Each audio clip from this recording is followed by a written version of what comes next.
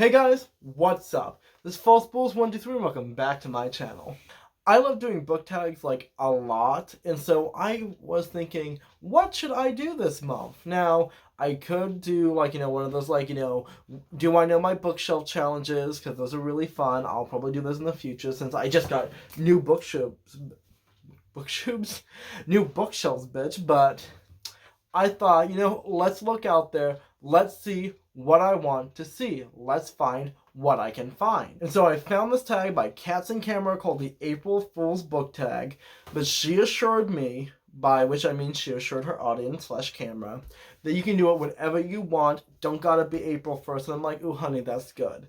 Because I am such a bad bitch at editing. No, wait, I'm sorry, let me rephrase that. I'm a dumb bitch at editing. Because I just can never edit and post things on time because I am trash. Now, before we get into the prompts, I did want to show you my new t-shirt because it's really cool and I love it. And it's great. So it says, "Get in, loser. We're doing butt stuff." Get in, loser. We're doing butt stuff. And you could ask me, Ryan, why the hell would you wear that on your body? And I'm just like, sweetie, why the fuck not? Okay, have you seen this? Have you seen me? Match made in heaven. Now, let's actually get into all of the fun questions. They are all very punny, and I love them, and they are my children now. You're fooled by the front! A book whose cover had nothing to do with the plot. And I was thinking, Ryan, that's going to be hard, because most of the time, the cover's supposed to do with the plot. That's kind of the fucking point. But I had to think about it. I'm just like, well, what types of books don't have things to do with the plot? I thought, well, usually anime has just some random fucking piece on it. But I didn't really think that's fair since those are sort of more decorative, single art pieces. And that's more based on, the way that manga is usually published. Then I thought I could do something sort of abstract. But, I mean, yeah, I could do, let's see, this weird fish thing from They Do It With Mirrors by Agatha Christie, but it's I can't roast that. What am I going to do that's clever and funny with weird fish tenors rabbits, Ain't gonna be done. And so I finally thought to myself, okay, what is a book that you like, but the cover is always a little confusing. It's always been a little weird to you. You look at it and you're just I don't know why they put it there because it has it's not in the book. And it looked cool, and you were expecting it to be in the book, but it ain't there, honey. We don't know her, bitch. It ain't there. And so I finally settled on my Barnes & Noble's edition of Grimm's Fairy Tales. Oh my goodness, Ryan, that's so obscure. What even is that? So, I mean, I am going to mansplain this, just that's what's up, fam. Grimm's Fairy Tales is a collection of fairy tales collected and, I guess, editorialized by the Brothers Grimms. They were two academics in 18th century Germany, and supposedly a lot of these are based off of traditional German folk tales. So there is some criticism about the claim that these are all distinctly pan-Germanic folk tales, considering that there are some similarities between, I believe its name is Pierrot's French tales and a few of the stories within here, and there was also a comparison between the story Simile Mountain in this and the very classical Sinbad and the 40 Thieves from 1001 Nights, which, was very similar in topic and plot. So there is some criticism about how these are not all completely Grimm's fairy tales. I also believe, the Juniper's Tree was actually published not as a fairy tale, but as a standalone short story, and this found its way into Grimm's fairy tales, but do not quote me on that, because I am not that bitch that knows these things. Now that I stopped saying nerdy things, why did I choose this book? Basically, look at this cover. I'm gonna get closer. You see all these turkeys and shit? What even is that, okay? Because I've read, this collection about, 2 to 3 times, and I know there are no turkeys in this freaking book, okay? I think I would remember if an old hag was ooh, let's go, point our fingers at this beautiful lesbian couple with my wall of turkeys, I would have remembered that. And it's not this is a generic bird. That is clearly a fucking turkey, okay? This isn't a dove. This isn't a crow. This isn't a swan, because those show up a lot. This is a freaking turkey, okay? Tell me a freaking fairy tale that has a turkey in it? Because I don't know, and I've read a lot of fairy tales, okay? I haven't read, like, every fairy tale, because there's a gajillion, okay? Who do I freaking look like? Those one people that collate fairy tales. I'm not them. But this is not in the book, and I'm just like, where is my turkey stories? I am fucking offended, okay? I am enraged. And so, disappointed. Absolutely, my day is destroyed. My disappointment is immeasurable, and my day is ruined. So, now that I have raged against the machine involving lack of turkeys in classic Germanic fairy tales, let's get on to the second prompt. Don't joke with my emotions. A book that lulled you into a false sense of security and then broke your fucking heart. So, for this one, I chose Watership Down by Richard Adams. And you're thinking, but Ryan, everyone knows Watership Down's some fucked up shit. How in the world can it lull you into a false sense of security? And I'm just like, yeah, fam. I knew it was supposed to be dark and edgy, but nobody told me how dark and edgy, okay? Nobody told me that shit. And I'm going to spoil this a little bit, so, be warned, but I'm not going to tell you when, so just watch your fucking back, okay? And so it's like, sure, all of their, family is going to die in a horrific plague.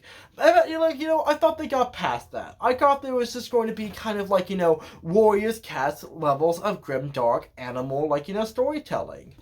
I'm starting to realize I read a lot of stories as a kid about, fucked up animal stories. Because it's like there's warriors, and then I also read that, really good... Let me find it. And then, this shit. This show is so fucking dark. Oh, I need to read this. This will be on my channel sometime later, but not now. I'm just saying, it's, a lot of dog animal shit. But I'm getting off track. Sorry, guys. But, yeah, it's I knew it was going to be fucked up, but nobody told me there was going to be a fucking death cult in this book, okay? Wasn't expecting that, sweetie. Totally didn't influence me when I wrote my D&D campaign, but it kind of did, because this shit frickin' messes with you. You think, oh, it's just going to be normal fucked up grim dark animal shit. But then it hits you with some some more horror dark fantasy. And I'm just like, can we not? Can we not horrify and terrorize me? Can you not horrify me with grimdark fantasy involving fucking bunnies? Because I'm not here for that, sis, okay? This shit, do not read this as a child. This will mess with you, okay? It's enough having to conceptualize that rabbits can reabsorb their frickin' young in utero, but this is some dark stuff, okay? Fuck horror. This is where it's at. Is this horror? Can this be categorized as a horror novel? I don't even know, okay? It messes with you. Leafing Through Lies! A book with a misleading synopsis. So, for this one, I chose Have You Seen Me? By Kate White, which, if you remember, I hate. I basically chose this because it implied in the synopsis that there's going to be this grand conspiracy between this death that the main protagonist saw as a child and the reason why she's, has amnesia. Fun fact, that didn't happen, okay? It barely even makes sense why Kate White included these two plots that had fuck all to do with each other, and the book just kind of sucked, and I hated it. So I will be giving you a beautiful rendition of the synopsis, dramatically read over something sad, but yeah, it was not what I wanted and not what I needed. The key to her missing memories could bring relief, or unlock her worst nightmares. On a cold, rainy morning, finance journalist Allie Linden arrives early to work in her Manhattan office, only to find that she's forgotten her keycard and needs to have a colleague she's never met let her in. When her boss finally arrives, he seems surprised to see her, 'cause she hasn't worked there in 5 years.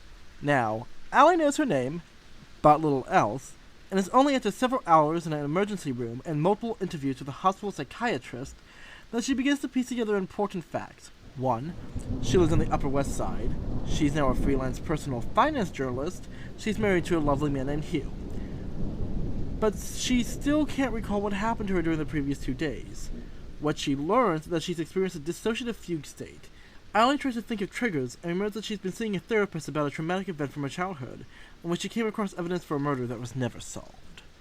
Desperate to unearth answers, Allie focuses on figuring out where she spent the missing 48 hours. As ominous details of the 2 days pile up, so does the terrifying pressure. She must recover the time she lost before the time she has left runs out.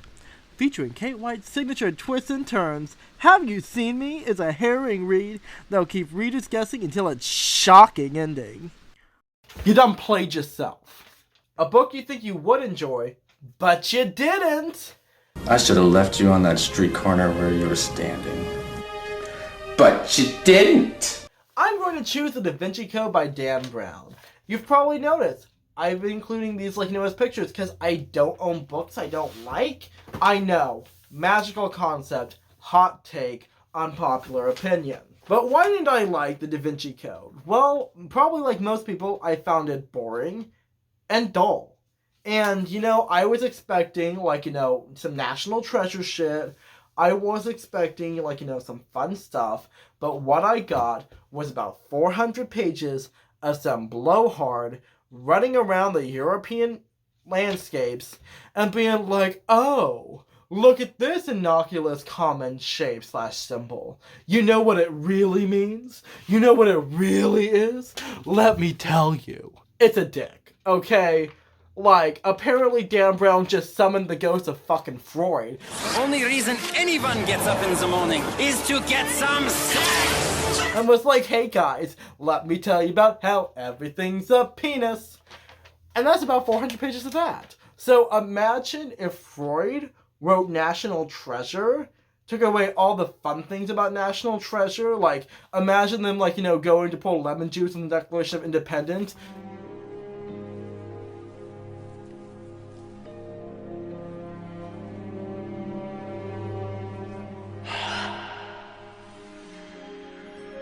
And then Nicolas Cage just looks at the camera and talks about for 5 pages about how the color black is a penis and the sacred feminine, and about how the Louvre has triangles in it, and just you don't care. You really don't care. You want to go back to that guy who's named after a biblical character that flogs himself because he sounds like fun, he sounds zesty, but no bitch. We're talking about the sacred feminine. That's what we're doing today. Venus, take a step down from your clamshell, because you're going to give us the fucking dinner table speech about the primordial goddess, okay? That's what that book's about. It isn't about, a giant conspiracy theory about Mary Magdalene's baby daddy. Bitch. It's about penises. And I was bored, and I was not happy. No, I was not happy. It's a personal prank. A book you keep telling yourself, you're going to read it. I mean, I'm going to read it, guys. My girlfriend's real. She's just in Canada. I'm going to read it, guys. But you haven't. And, okay, I'm going to read it. I've gotten, halfway through. It's really thick. I like to actually, mark it. Okay, let me find a page that, I'm notating it, right? So it's it takes me more time to read it. And it's also over 1,000 pages, and it's really complicated, and I make a point of reading all of the footnotes, including that really long section that just lists every single architecture design in the fucking world, but I'm going to read it, okay? It's very long, it's very detailed, and I want to make sure I get all I can out of it, okay? I still remember the names of the characters and what the plot was. They were in a hallway, I think. But yeah, I'm going to finish House of Leaves one of these days, but I also haven't picked this up since the beginning of my YouTube channel, which was about a year and 3 months ago, so oopsie daisy. Let's move on so I don't have to think about this. Ha! Fooled you. A book that caught you by surprise. Bam! Plot twist. So, I don't read a lot of thrillers. I want to, I'm gonna, but I haven't in the past. And so I don't really own that many books that have BAM!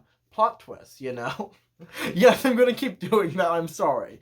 And so I'm thinking, okay, like, what's a book that had a really kind of big change of, like, pace that really just, like, fucked with you? And I'm thinking, oh, I know, how about, like, Michael Crichton's, like, honest-to-goodness horror story, Spear?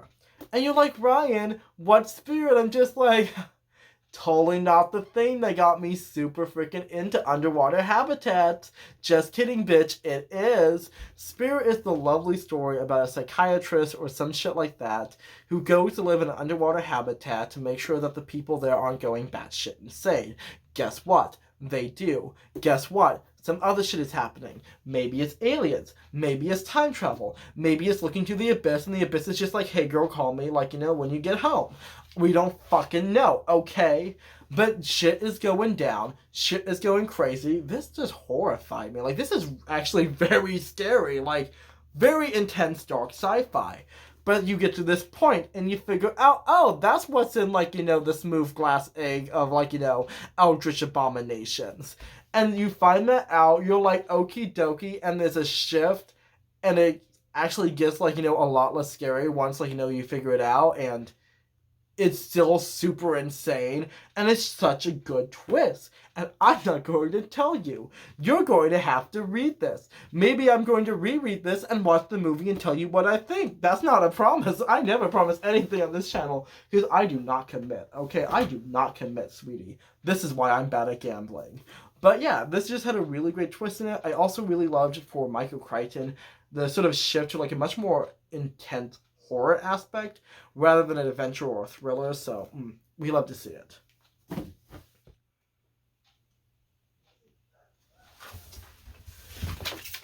Just kidding, I faked my own death. A book that led you to think that your fave was untouchable. Now, considering that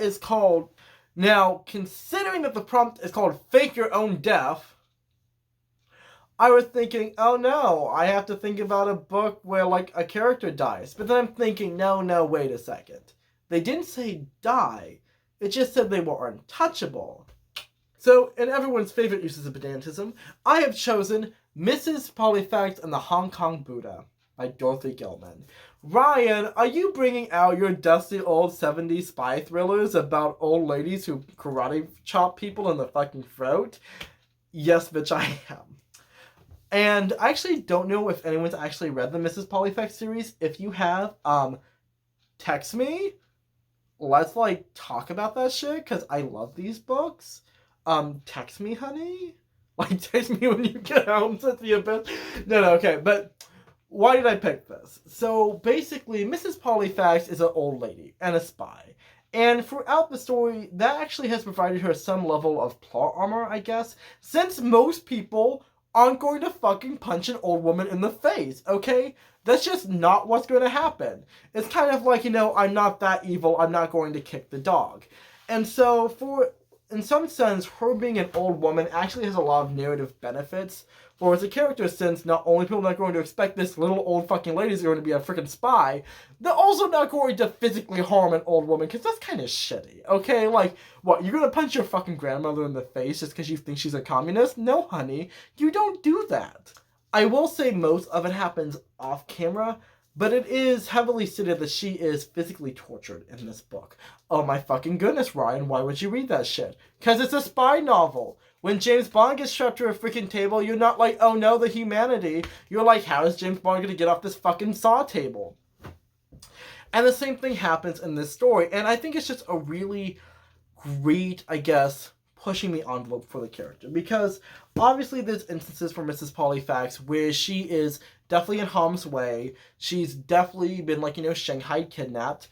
She actually gets kidnapped in quite a few of the novels, because spy thrillers. But I feel for this one, there's definitely a very explicit consequence for her, like, you know, character. And this isn't the first time that she's, like, you know, been threatened with death. This isn't the first time that she's been in a dangerous situation with men who are rough with her. But this is very much specific time where she really, at least from what, I haven't read every book in the series, but for me this is specifically the first time that I really felt her being injured, her being, I guess, really having the full effects of what it means to be a spy. And that was really such a jarring, such an intense impact on, like, the story.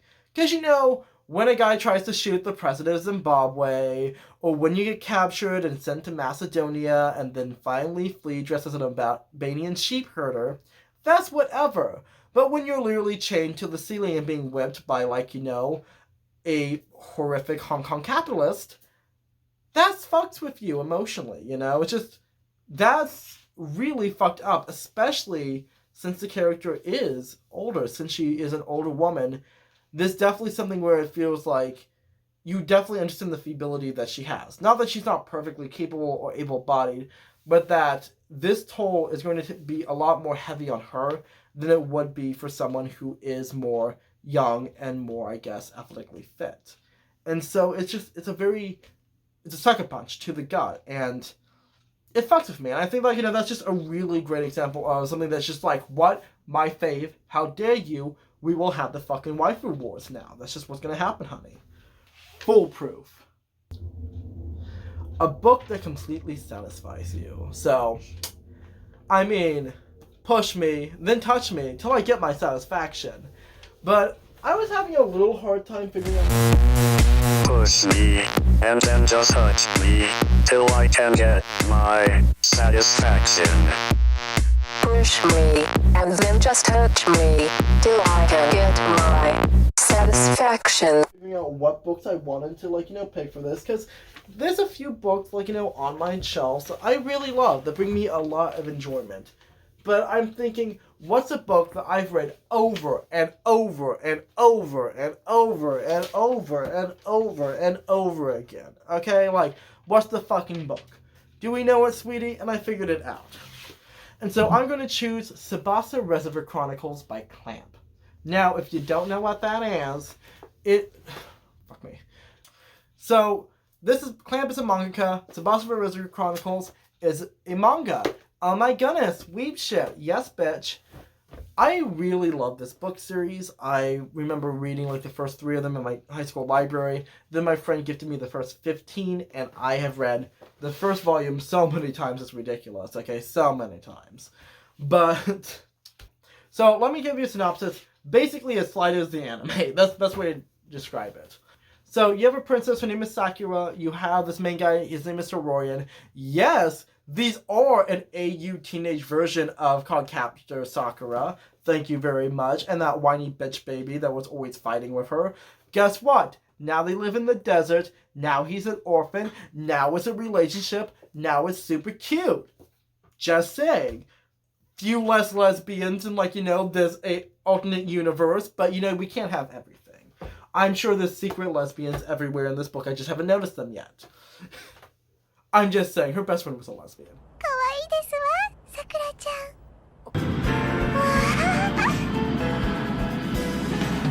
また飛行機乗るの？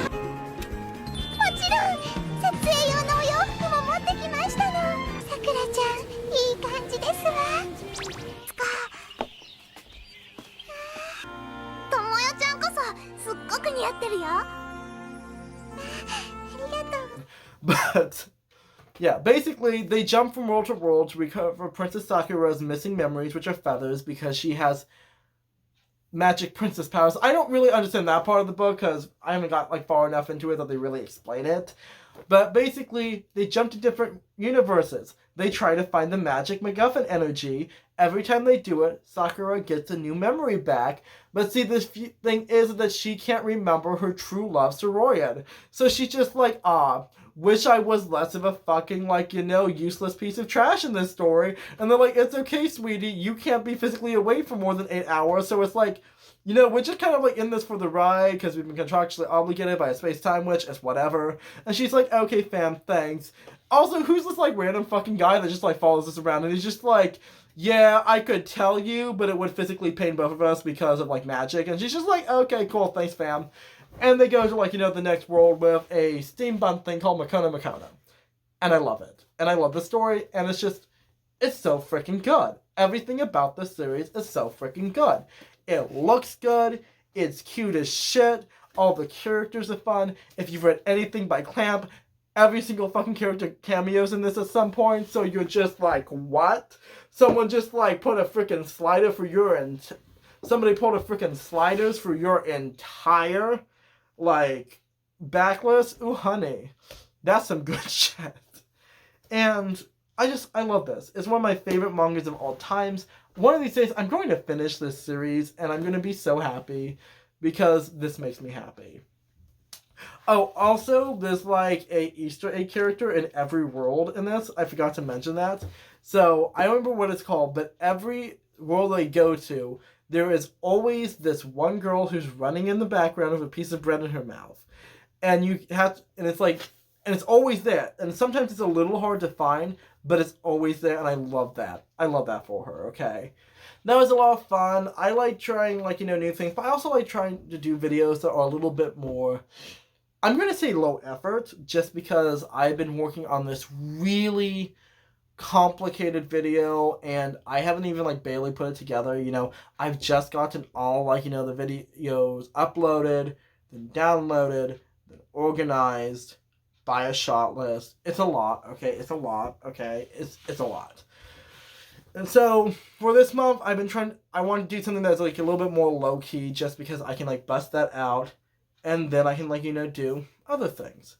And I feel like sometimes you have to make compromises between high art and just, like, basic common shit that you can, like, bust out like that. Because I gotta keep, like, the wheels turning. I want to give you good content, but sometimes I need to do content that's not always so, like, high energy, high concept, hours and days of filming. I ain't got time for this. I'm a one-man army. I am not Andrew Hussey.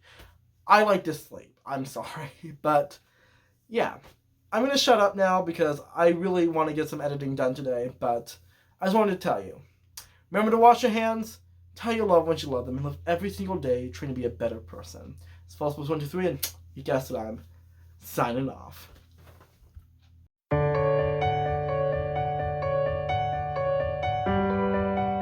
What? With the concepts of rabbits having complex human emotional hierarchies?